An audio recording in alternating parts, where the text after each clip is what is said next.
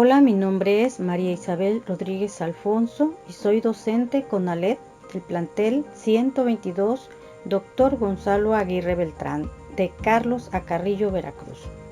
Te doy la bienvenida a este curso propedéutico de la competencia lectora, siendo la primera vez que participo en este proyecto a través de un video, donde se abordarán las sesiones 7, 8 y 9, con el propósito de mejorar el nivel de dominio de la competencia lectora, reforzando las habilidades para interpretar, utilizar y valorar textos, donde el estudiante contará con un manual y una guía de estudio para trabajar durante este curso. Así que comenzamos. En este curso propedéutico se abordarán 3 sesiones.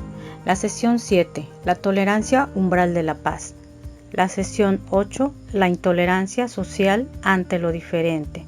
Y la sesión 9, discriminación racial a la mexicana, de las cuales trabajarán los textos de las sesiones 7 y 9 para que puedan responder algunas preguntas inmersas de estos a manera de ejercicios, contenidos en su manual del estudiante de la competencia lectora. Vamos a abordar entonces los textos expositivos e informativos.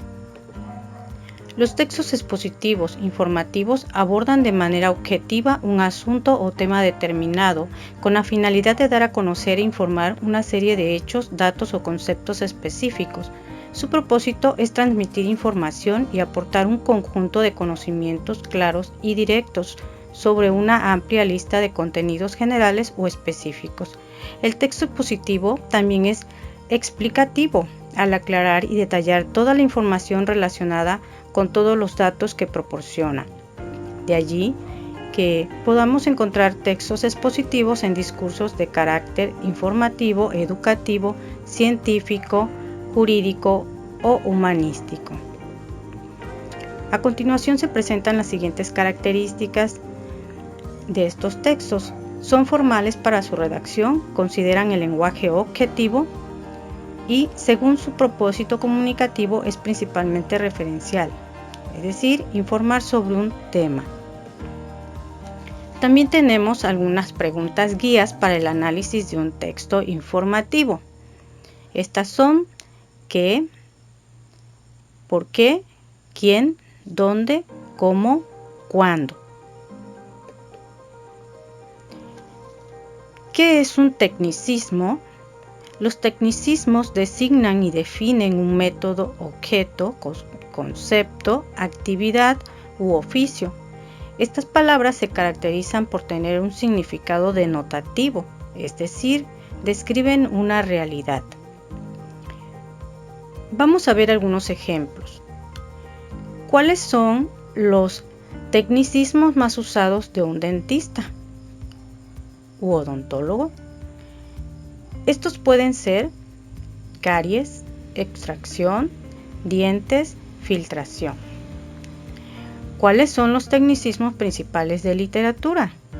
Anáfora, polisintetón, epíteto, onomatopeya. Ahora te toca a ti. El tiempo de esta actividad es de 1 minuto. ¿Cuáles son los tecnicismos principales de un pintor?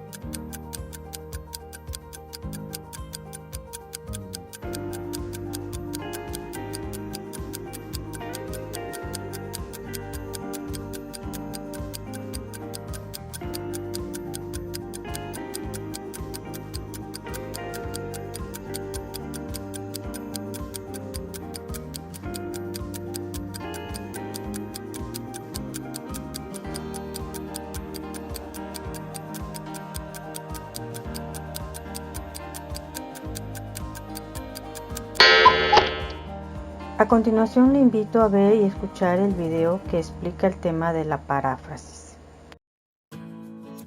Tema: paráfrasis.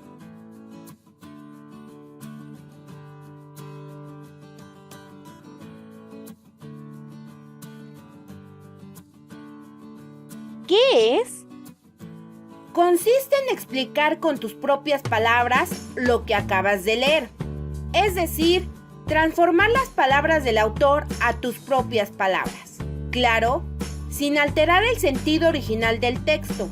Todo esto con la intención de mejorar y facilitar su comprensión, a través del uso de palabras y formas de expresión más habituales. Tipos de paráfrasis. Existen dos tipos de paráfrasis: la mecánica y la constructiva. La paráfrasis mecánica es aquella en donde sustituyes las palabras del autor por sinónimos. Recuerda, sin alterar los conceptos y el estilo de la redacción. Por ejemplo, oración original. Quien tiene paciencia obtendrá lo que desea. Paráfrasis mecánica. Si se tiene paciencia, se puede conseguir lo que se anhela. En este ejemplo, las palabras que cambiamos por sinónimos fueron obtendrá por conseguir y desea por anhela. La paráfrasis constructiva es la reelaboración del texto u oración con otro estilo de la redacción, pero conservando la idea original. Por ejemplo, oración original. Imagina todo el mundo viviendo en paz. Paráfrasis constructiva. Si no hubiera guerra, violencia, delincuencia, etc., en el mundo habría mucha tranquilidad para todas las personas. ¿Cómo hacer una paráfrasis? Realiza una lectura minuciosa y atenta del texto que vas a parafrasear. Busca en el diccionario las palabras desconocidas. Selecciona las ideas principales del texto. Busca los sinónimos adecuados que puedan sustituir las palabras de las ideas principales. Y por último, compara tu paráfrasis con el texto original. ¿Qué ventajas y desventajas tiene el parafraseo? Ventajas. Reflexionas tanto la forma como el contenido del texto, lo que permite comprenderlo mejor. Aprendes a expresar aspectos importantes del texto con tus propias palabras. Amplías y seleccionas el vocabulario que utilizas. Y por último, practicas tu redacción. Desventajas.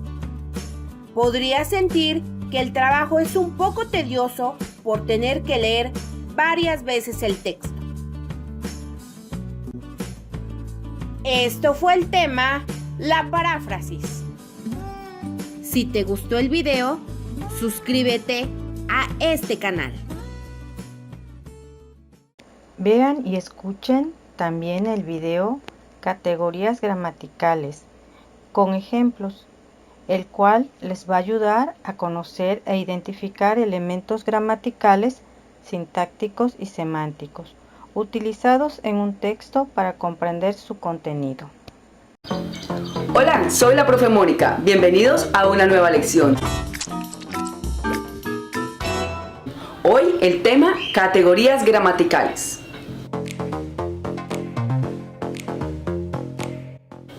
Las categorías gramaticales son una clasificación que se hizo de cada una de las palabras de acuerdo a su función en la oración.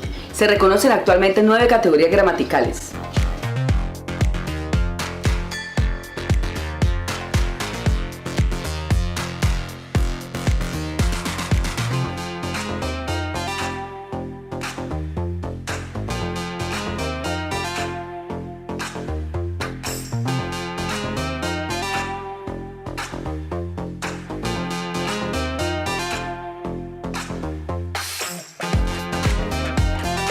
Actualmente, estas categorías gramaticales no se usan con un análisis específico de cada palabra, sino que se hace un análisis completo de la oración, como pasa con el análisis morfosintáctico de la oración, en el que extraemos sintagma nominal, sintagma verbal y de ahí sale el resto del análisis.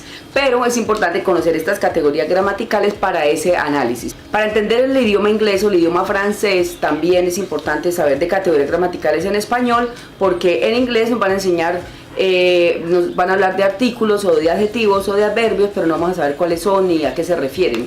Entonces sí es importante saber teóricamente qué son las categorías gramaticales, para qué sirven y aplicarlas, bien sea para un análisis de una oración en español o en cualquier otro idioma. Vamos a hablar de cada una de las categorías gramaticales.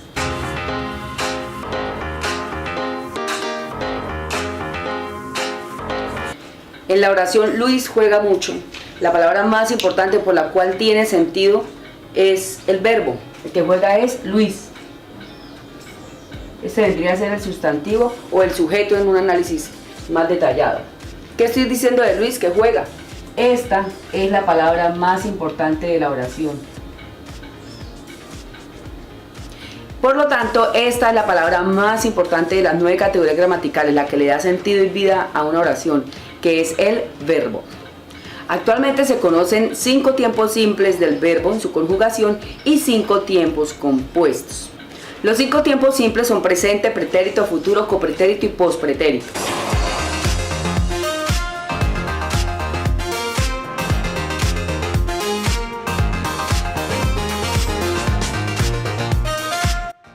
Hoy no me voy a extender explicando tanto sobre el verbo porque eso se lo voy a explicar en otro video. Pero algo muy sintetizado del verbo es lo siguiente. Vamos a poner un verbo cualquiera, por ejemplo, bailar. En el presente, yo bailo. En el pretérito o en el pasado, yo bailé. En el futuro, o sea, mañana, cualquier día después, yo bailaré. Y vamos a mirar cómo se logra identificar el copretérito y el pospretérito en un verbo. El copretérito quiere decir un pasado del que no puedo hablar exactamente, probablemente no me acuerdo cuándo pasó. En este caso, bailar quedaría yo bailaba. Usted puede decir yo bailaba, y el yo bailaba no me está señalando exactamente cuándo, diferente a yo bailé. Yo puedo decir yo bailé anoche en la fiesta. Yo bailé en la presentación del colegio. El pretérito es más inmediato. El copretérito es un pasado más lejano y probablemente no recuerdo exactamente cuándo pasó. En el tiempo pospretérito el verbo se presenta con un condicional, o sea, yo lo haría si tal cosa. En el pospretérito quedaría yo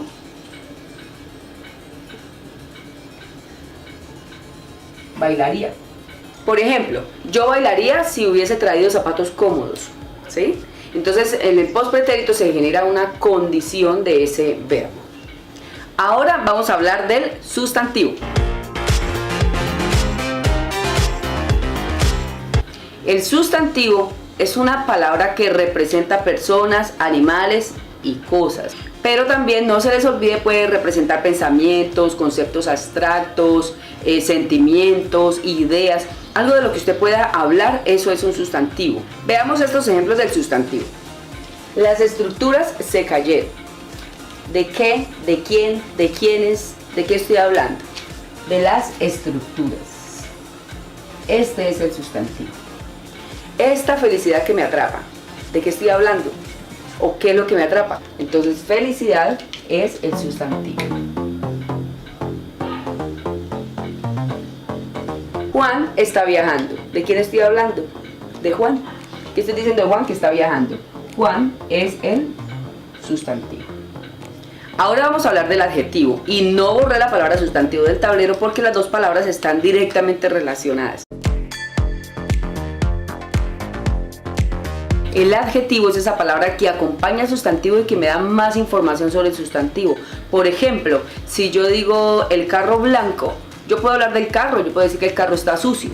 Pero si quiero dar más información sobre el carro, yo digo el carro blanco, no es el carro rojo ni el negro, es el carro blanco el que está sucio. Entonces la palabra blanco me da más información sobre el sustantivo, me ubica más en el sustantivo y ese es el adjetivo. pero no solamente estas palabras que son calificativas son adjetivos. Todas las palabras que acompañan al sustantivo, que me den más información sobre el sustantivo, son adjetivos. Y los adjetivos son muchísimos. Voy a poner un ejemplo. En esta frase que no tiene verbo, esa camisa negra, hay una palabra que me está dando información sobre el sustantivo. ¿Cuál es? Negra. Este es el adjetivo. Pero ¿qué pasa con la palabra esa? Yo no estoy hablando de aquella camisa ni de esta camisa, estoy hablando de esa camisa. Como esa camisa me sitúa más en el sustantivo, no me está ofreciendo información calificativa, no me está diciendo qué tamaño, qué color es, pero me está dando más información porque me está situando en ese sustantivo. Esta palabrita que está aquí también es un adjetivo. Ahora voy a hablar del artículo, que también está directamente relacionado con el sustantivo, y el artículo sí les puedo decir cuáles son porque no son tantos. El artículo es una palabra muy pequeña que me ofrece información sobre el sustantivo, lo acompaña, lo determina en género y número. Los artículos son los determinados, el, la, los, las. Estas palabritas acompañadas de un sustantivo. Si yo digo la casa, ya sé a qué me estoy refiriendo con la casa. En cambio, si yo digo una casa, puede ser una casa cualquiera. Por eso el, la, los, las son artículos determinados y un, una, unos, unas son los artículos indeterminados, siempre acompañaditos de un sustantivo. El artículo los perros, el artículo es los, y unas niñas, el artículo es unos. Se debe tener especial cuidado, mucho cuidado con la palabrita el, que en el caso de los artículos no lleva tilde, porque va acompañado de un sustantivo. No se puede confundir con la palabra él, que es un pronombre. Él me prestó sus cuadernos. Vamos a hablar de las preposiciones.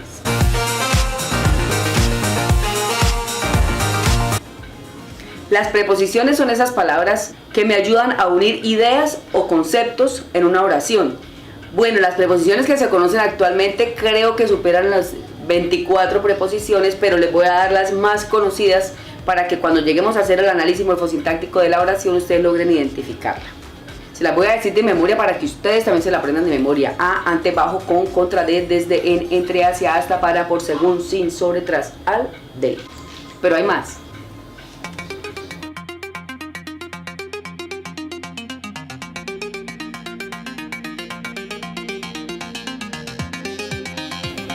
¿La repetimos?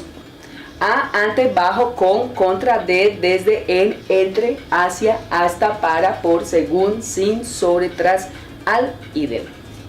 Vamos a hablar ahora del pronombre.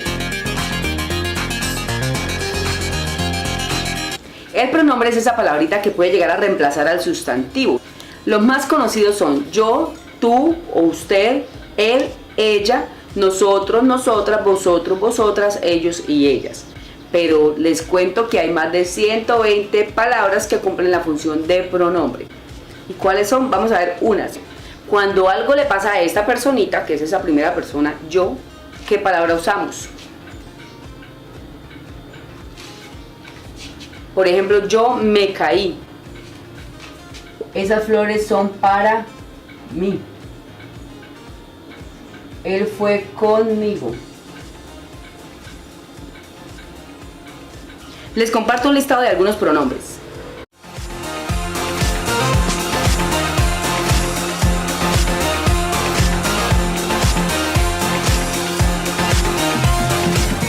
La conjunción es esa palabra que funciona como conector entre las ideas. Por ejemplo, la palabra pero.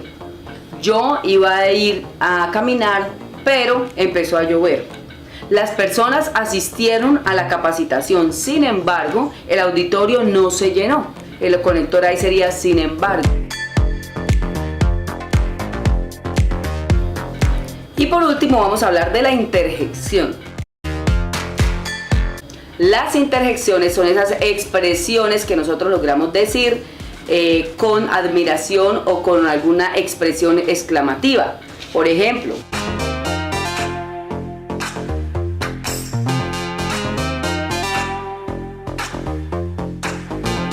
Las interjecciones no podemos clasificarlas porque en realidad cualquier expresión de nuestro idioma puede ser una interjección.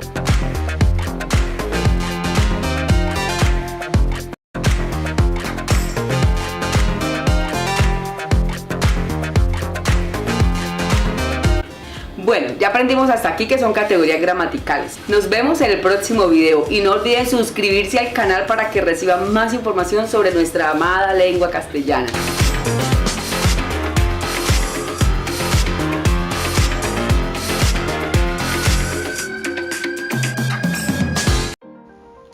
Identifica modos discursivos empleados en un texto para inferir el propósito comunicativo del autor. ¿Pero qué son estos? Los modos discursivos se refieren a las formas en que las personas organizan sus ideas y su lenguaje para expresar el mensaje que desea transmitir. Existen varias formas de clasificar los modos discursivos. Van de lo general o amplio a lo más específico. Clasificación de modos discursivos. General, según el tipo de lenguaje con que vamos a expresarnos. Tipos. Verbal. Encontramos oral, escrito y lenguas sordomudos. No verbal están icónico, prosémico, corporal y fonético. Modo discursivo particular. Tipo de texto. ¿Cómo vamos a organizar nuestro discurso o texto? Tipos. Según su intención. ¿Para qué lo escribimos o decimos? Explicar y aprender forman parte de los científicos. Informar de los periodísticos. Crear y emocionar, literario. Conversar de forma cotidiana, coloquial. Según su estructura, cómo escribimos o decimos, nos encontramos con narrativo, descriptivo, expositivo, argumentativo y dialógico. Específico, como otro modo discursivos. Tipos de párrafo. ¿Cómo vamos a organizar nuestras ideas en cada oración y párrafo? Finalmente, un texto o discurso se forma con párrafos y dependiendo de la forma en que se diga o escriba este modo discursivo del párrafo se expresará la idea. Un dato importante es que en un párrafo o texto puede haber más de un modo discursivo. Existen muchos tipos de modos discursivos. A continuación, te comparto una lista de estos para que los conozcas y logres identificar en los diversos textos. Toma unos minutos para su lectura. Posteriormente, realiza la actividad que se te indica siguiendo las indicaciones y pon en práctica lo aprendido. Finalmente, realiza una actividad en casa, evaluando así lo aprendido. No olvides seguir las indicaciones para su realización. Ahora toca trabajar con la sesión 8, la intolerancia social ante lo diferente. Daré lectura al texto y posteriormente se responderán las preguntas como parte de las actividades a realizar. Poder Prieto, la campaña que delata el racismo en México. Párrafo 1. Aunque a veces no queremos aceptarlo, el racismo en México es un tema de todos los días. Nuestras prácticas cotidianas demuestran que el color de piel importa y nos define, pero la campaña Poder Prieto quiere ayudar a mover la balanza. Párrafo 2. Esta iniciativa surgió el 25 de mayo cuando la Asociación Racismo MX publicó una imagen de su director con el mensaje: mi piel se respeta, mi piel suda, mi piel resuena, en mi piel no hay duda, mi piel ama, mi piel es pura sabrosura. Párrafo 3. Desde entonces, varias celebridades activistas, influencers y usuarios de Twitter e Instagram han compartido sus propias publicaciones con los hashtags Poder Prieto y donde hay prietura hay sabrosura. ¿Qué es y qué hace Racismo MX? Párrafo 4. Racismo MX nace como una iniciativa que busca visibilizar el racismo en México. Lo que busca es terminar con esta ideología que se basa en el color de piel y que afecta sobre todo a personas indígenas y afrodescendientes. Párrafo 5. Es por ello que esta asociación siempre ofrece talleres, cursos, conferencias, consultorías y campañas de comunicación y activismo digital. ¿De dónde va la campaña de Poder Prieto sobre el racismo en México? Párrafo 6. La finalidad de este movimiento es invitar a los usuarios a enorgullecerse de su color de piel. Se trata de celebrar la diversidad que existe en México y recuperar que México es un país multicultural y diverso. No es homogéneo como nos los hacen ver los medios de comunicación y producciones audiovisuales. Como lo menciona el post inicial, se estima que más del 70% de la población mexicana es de piel morena. Esto define cómo se les trata y las oportunidades que tienen en lo social, económico y educativo. Párrafo 7.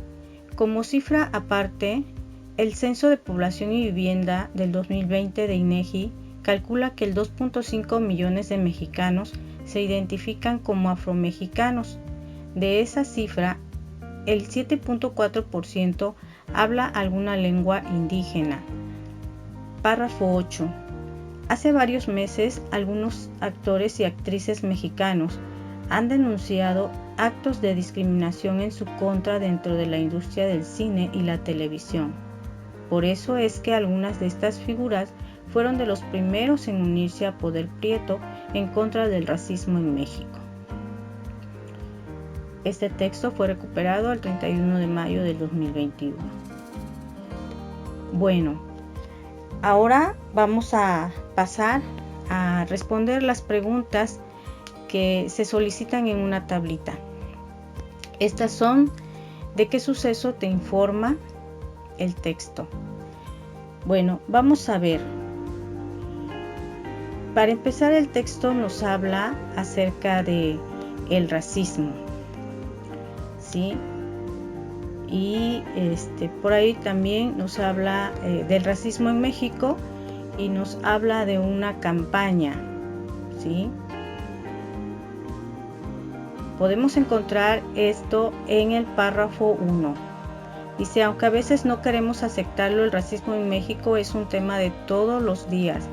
Nuestras prácticas cotidianas demuestran que el color de piel importa y nos define, pero la campaña Poder Prieto quiere ayudar a mover la balanza. Entonces, la respuesta ahí en la pregunta ¿de qué suceso te informa el texto? Bien, nos informa entonces de una campaña en México contra el racismo. Esa es la respuesta. Y la encontramos en el párrafo 1. La pregunta 2. ¿Por qué razón ocurrió? Bueno, vamos a irnos nuevamente al texto y vamos a buscar. Ya vimos que el párrafo 1 ya nos dio una respuesta. Vamos a ver por qué razón ocurrió.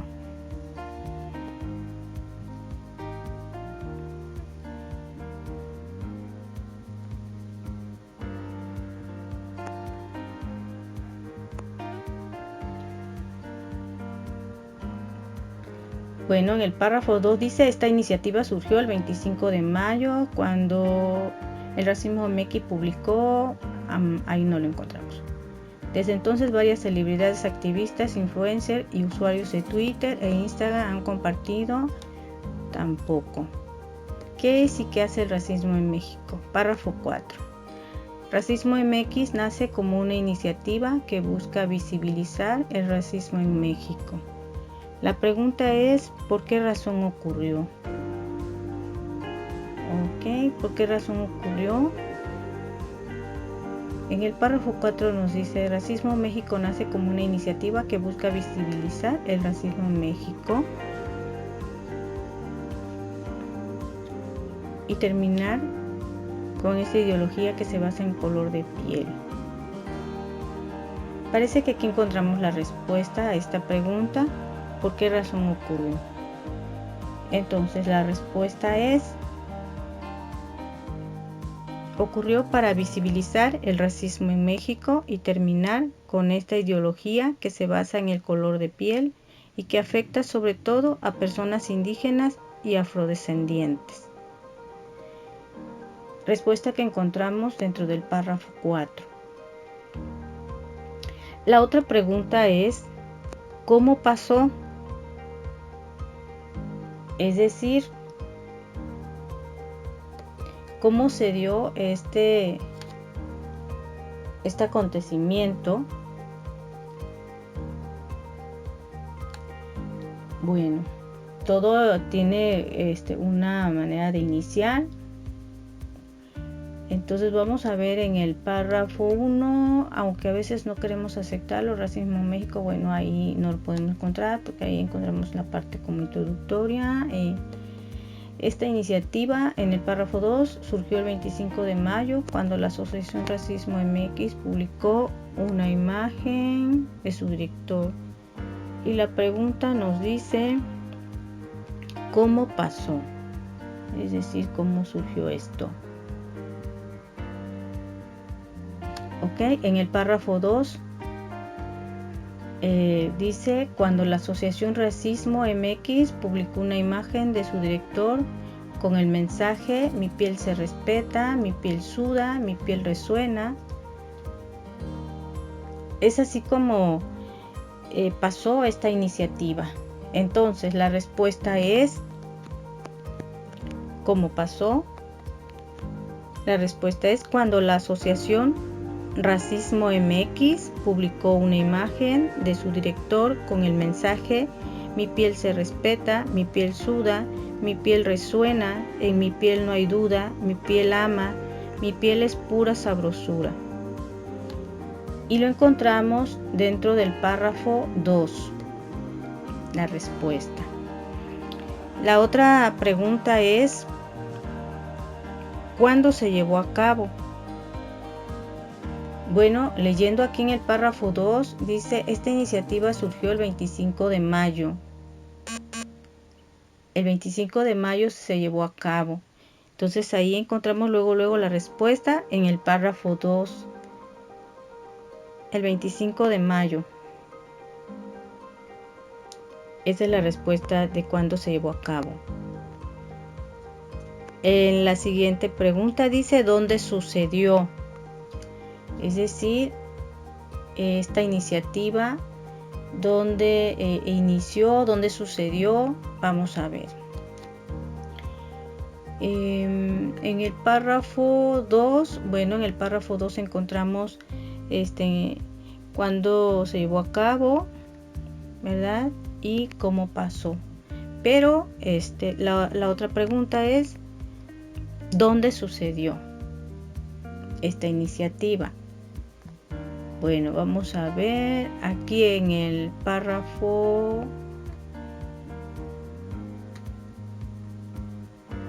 2 nos dice: esta iniciativa surgió el 25 de mayo cuando la Asociación Racismo MX publicó una imagen de su director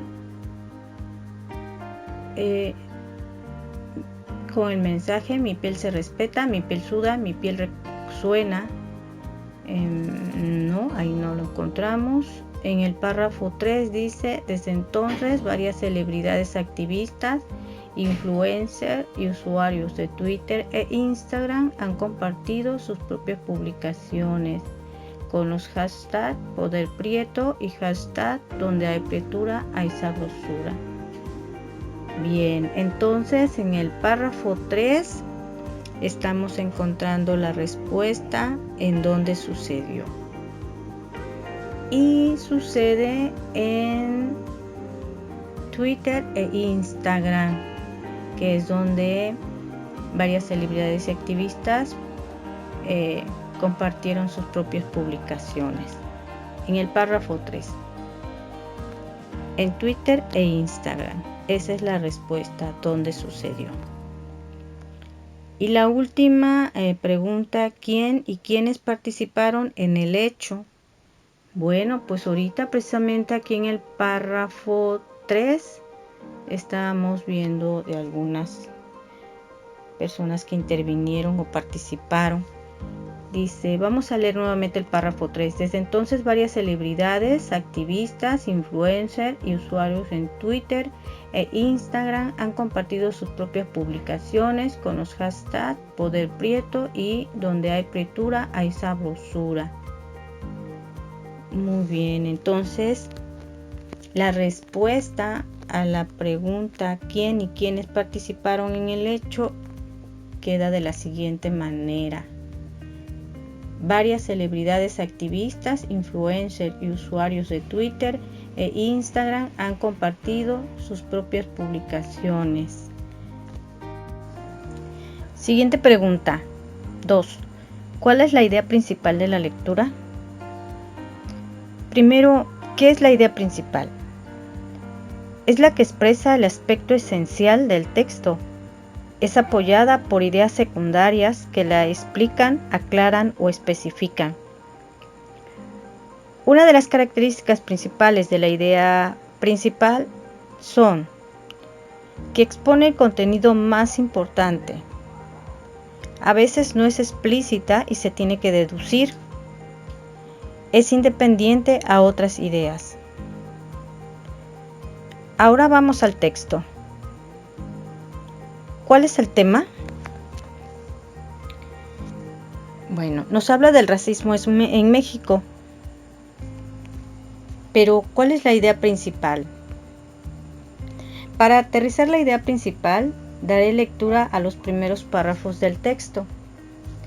Párrafo 1. Aunque a veces no queremos aceptarlo, el racismo en México es un tema de todos los días. Nuestra práctica cotidiana demuestra que el color de piel importa y nos define, pero la campaña Poder Prieto quiere ayudar a mover la balanza. Párrafo 2.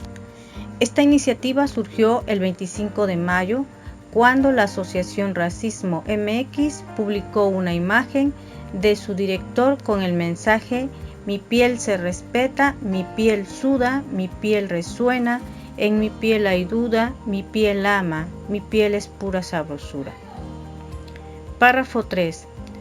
Desde entonces varias celebridades, activistas, influencers y usuarios de Twitter e Instagram han compartido sus propias publicaciones con los hashtags Poder Prieto y hashtag donde hay prietura hay sabrosura.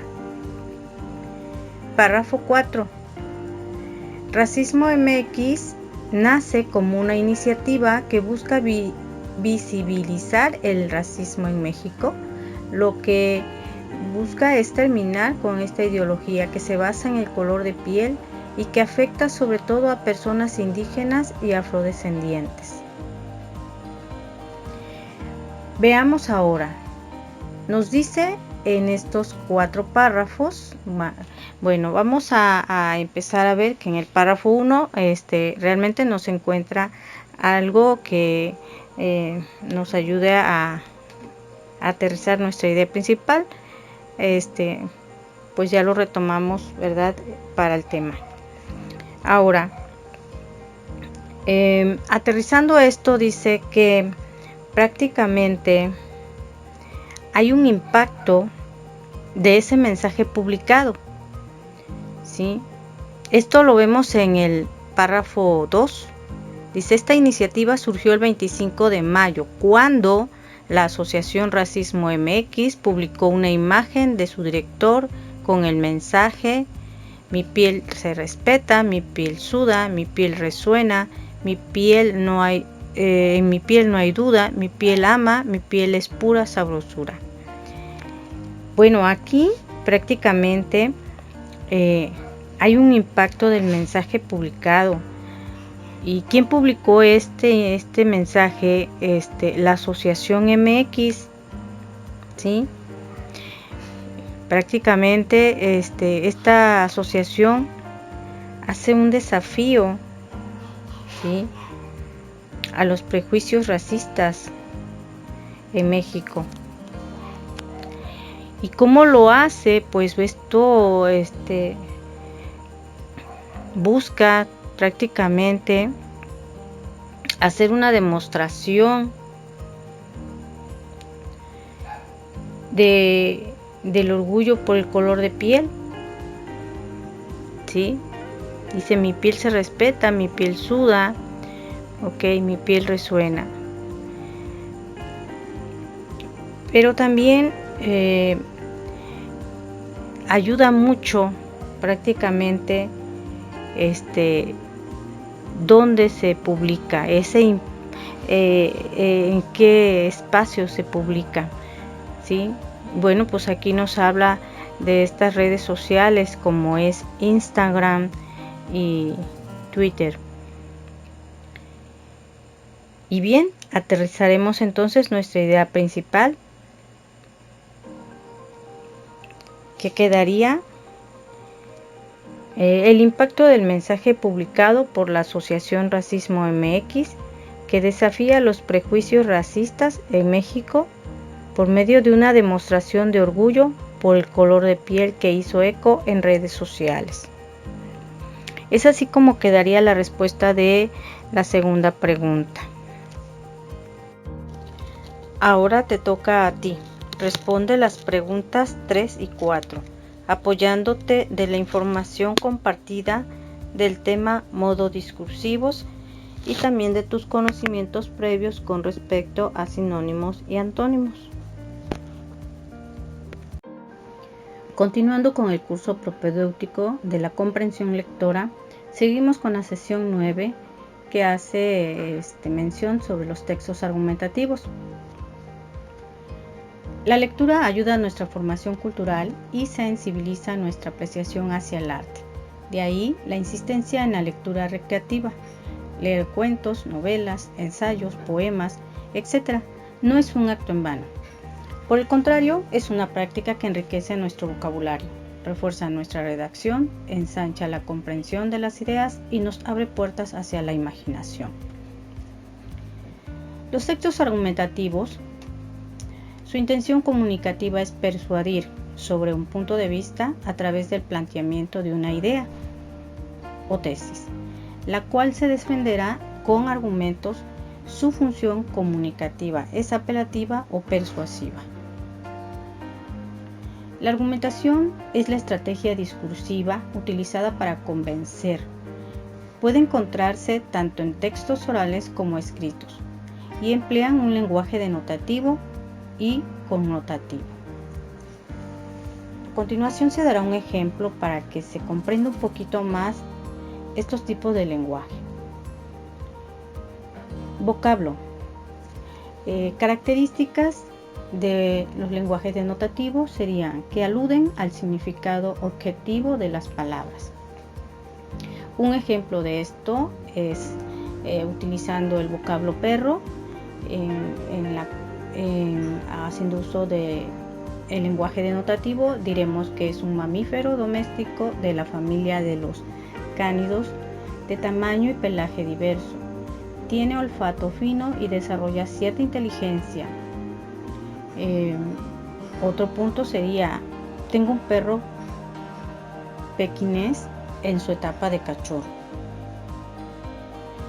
Dentro del vocablo connotativo, estos prácticamente como características aluden a lo expresivo o figurado.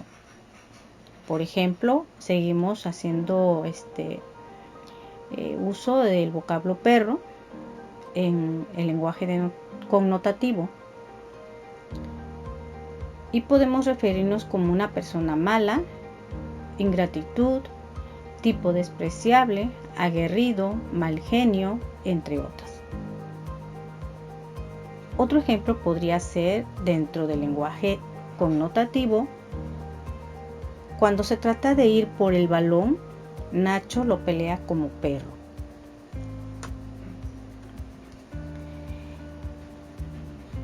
El ensayo y el artículo de opinión pertenecen a los textos argumentativos. Su estructura está conformada por introducción, tesis, argumento y conclusión. Pero, ¿te has preguntado en cuántas ocasiones has argumentado tus ideas? Cuando pides un permiso con tus padres, posiblemente si has tenido de olvido de entregar alguna tarea, cuando defiendes tus opiniones. ¿Y para qué me sirve saber argumentar? Para justificar nuestros pensamientos o comportamientos, para persuadir a los demás de nuestros puntos de vista, para influir sobre el comportamiento de los otros o para usar como base para la toma de decisiones. Entonces, persuadir. Trata de convencer al lector que haga algo o esté de acuerdo con sus ideas. Otro punto importante es cómo identificas las partes de un artículo de opinión y un ensayo por su carácter argumentativo y su intención persuasiva. Estructura de los textos argumentativos. Introducción. Se hace un planteamiento general con cierta soltura, se da un panorama previo del tema a comentar. Tesis. Opinión, proposición que se mantiene o sustenta con razonamientos en la propuesta principal del autor y puede incluirse desde el primer párrafo. Argumentos. Razonamientos para probar o demostrar la proposición u opinión o bien para convencer al lector de aquello que se afirma o se niega. Conclusión. Resolución que se toma después de haber argumentado. Se sintetiza el punto de vista y las consideraciones principales. Antes de resolver el manual del estudiante de competencia lectora, te comparto una explicación breve sobre algunos conceptos que te van a ayudar a entender mejor sobre el tema e idea central e identificar correctamente las respuestas a las preguntas planteadas en el texto de la sesión 9 que debes trabajar en casa. Fíjate que un texto es un conjunto de enunciados que nos transmiten un mensaje. Posee, por supuesto, una unidad de sentido, pero el mensaje vendría a ser como que el fondo, ¿verdad? Y la forma es la intención. El mensaje puede ser explícito o implícito. Explícito quiere decir, como su nombre lo indica, que se encuentra literal y tiene que ver básicamente con secuencias temporales, con las características de los personajes o una información concreta, por ejemplo, un dato o un hecho. Implícito quiere decir que es una idea que tú tienes que obtener a partir de la información del texto. Por ejemplo, una síntesis, una idea central, una conclusión, ¿verdad? ¿Qué hay con respecto a la intención? Tenemos la adecuación. Fíjate que aquí hablamos del tipo de léxico y los elementos paratextuales que seguramente veremos más adelante. Y el propósito tiene que ver con la utilidad del texto. Aquí hablamos de textos, por ejemplo, argumentativos, expositivos, narrativos y descriptivos y la forma como podemos reconocerlos. Motivo de muchas preguntas. ¿Ok? Argumentativos es una opinión y tú básicamente la puedes reconocer porque se descubre esta pregunta. ¿Qué pienso? ¿Qué piensa el autor de algo? Exponer, estás informando por qué es así. Por ejemplo, un libro de texto. Texto narrativo, que estás contando una historia, ¿no? ¿Qué pasa? Es lo mismo cuando ves una película de cine. Por ejemplo, llegas a la mitad y preguntas ¿qué pasa?